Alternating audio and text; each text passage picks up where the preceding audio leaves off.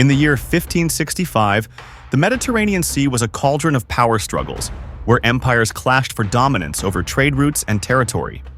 Among them, the Ottoman Empire reigned supreme, its might stretching across 3 continents, led by Sultan Suleiman the Magnificent, a ruler whose name echoed with both fear and reverence across Europe.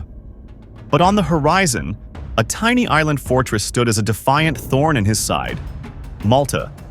Malta was no ordinary island. Positioned between Europe and North Africa, it was the key to controlling the central Mediterranean, a lifeline between East and West. On this small rock, a remnant of the medieval world, the Knights of St. John held their ground. The knights were no strangers to Ottoman wrath. They had been warriors for centuries, crusaders who had once defended the Holy Land. After their expulsion from Rhodes by Suleiman's forces, they had made Malta their new home. But Malta was far more than a refuge. It was their fortress, and for Sultan Suleiman, its capture was crucial for his vision of unchecked dominance in the Mediterranean. The story of the siege begins not on Malta itself, but in the heart of the Ottoman Empire. Suleiman, an aging but still fierce warrior king, sat in his opulent palace in Constantinople. His empire had grown vast, but his gaze was fixed on Europe. To the west, Spanish fleets threatened his Mediterranean supremacy, and at the center of it all was Malta, a mere rock in the sea, but one with the power to thwart his ambitions. It was not just a military target. Malta was a symbol. Conquering the island would erase the stain of past Ottoman defeats and open a gateway for the invasion of southern Europe. And so, in the spring of 1565, Suleiman sent one of the largest invasion forces Europe had ever seen.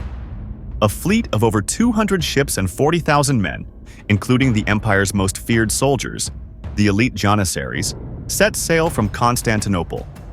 At their head was Mustafa Pasha, an experienced commander, and the legendary pirate Dragut, whose name alone could strike terror into the hearts of European sailors. Their mission was simple: crush Malta, once and for all.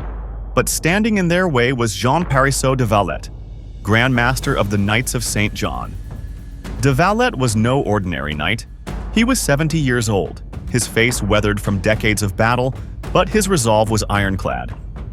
He knew that Malta's defense rested not on its walls or its guns, but on the will of its defenders. When news of the Ottoman fleet reached Malta, de Valette gathered his knights and the Maltese citizens, delivering a speech that would be remembered for centuries. A formidable army composed of audacious barbarians is approaching. These persons, my brothers, are the enemies of Jesus Christ. Today, it is a question of the defense of our faith. The Order of St. John, officially known as the Sovereign Military Hospitaller, Order of St. John of Jerusalem, Rhodes, and Malta, has a rich history dating back to the 11th century. Founded during the First Crusade, the order initially served as a hospital for pilgrims in the Holy Land.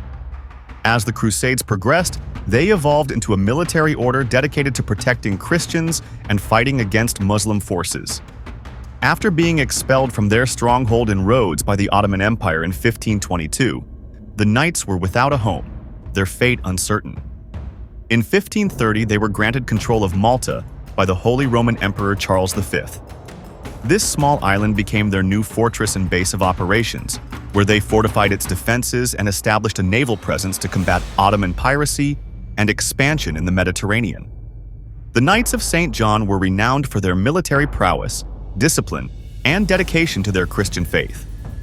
Their strong sense of duty and loyalty to each other and their cause would become critical during the siege, as they prepared to defend Malta against the overwhelming Ottoman forces, viewing their struggle as a continuation of their centuries-long mission to protect Christendom. The first Ottoman ships appeared on the horizon in May 1565. Like a dark cloud rolling in from the sea, the fleet surrounded the island, blocking all hope of escape or resupply. The invasion began with a thunderous bombardment of Fort St. Elmo, the smallest but most strategically vital of Malta's defenses. St. Elmo guarded the entrance to the island's main harbor, and its fall would allow the Ottoman fleet to dominate the seas. The defenders, vastly outnumbered, knew they had no chance of surviving a direct assault, but they fought with a tenacity that stunned even their enemies. Day after day, Ottoman cannons pounded the walls of St. Elmo.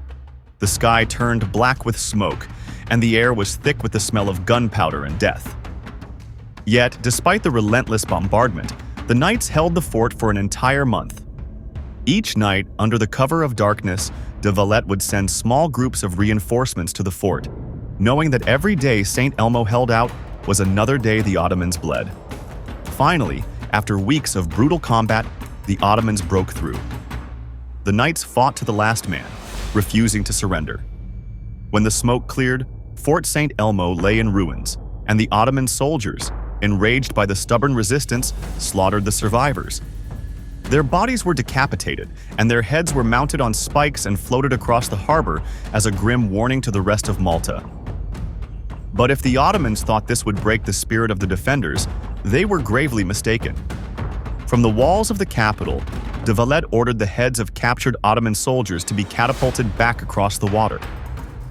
It was a gruesome exchange, but one that sent a clear message. Malta would not fall without a fight. The siege dragged on through the scorching summer months.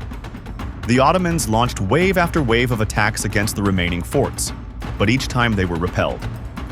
Inside the walls, the defenders were exhausted, their numbers dwindling and supplies running low.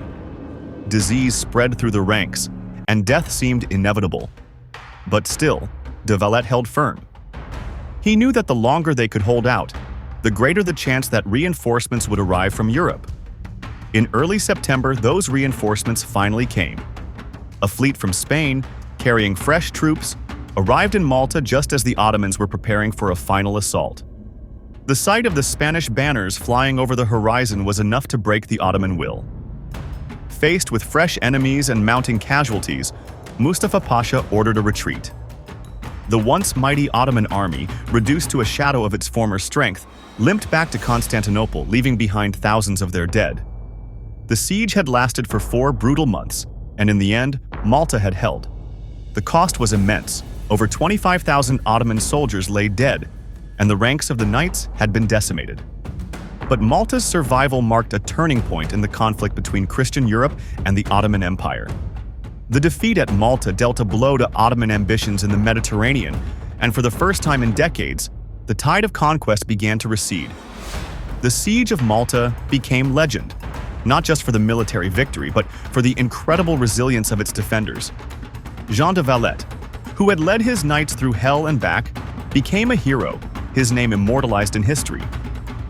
Malta, once a small, insignificant island, was now a symbol of defiance against tyranny, and for the rest of the 16th century, it stood as a bulwark against Ottoman expansion into Europe. In the years that followed, the Ottoman Empire would continue to be a formidable force, but the dream of European conquest had been shattered at Malta. The siege was more than just a battle. It was a turning point in the long struggle between East and West, between the Christian world and the Islamic Empire that sought to dominate it. Malta, a tiny island with a big heart, had proven that even the mightiest of empires could be brought low by the courage of a few.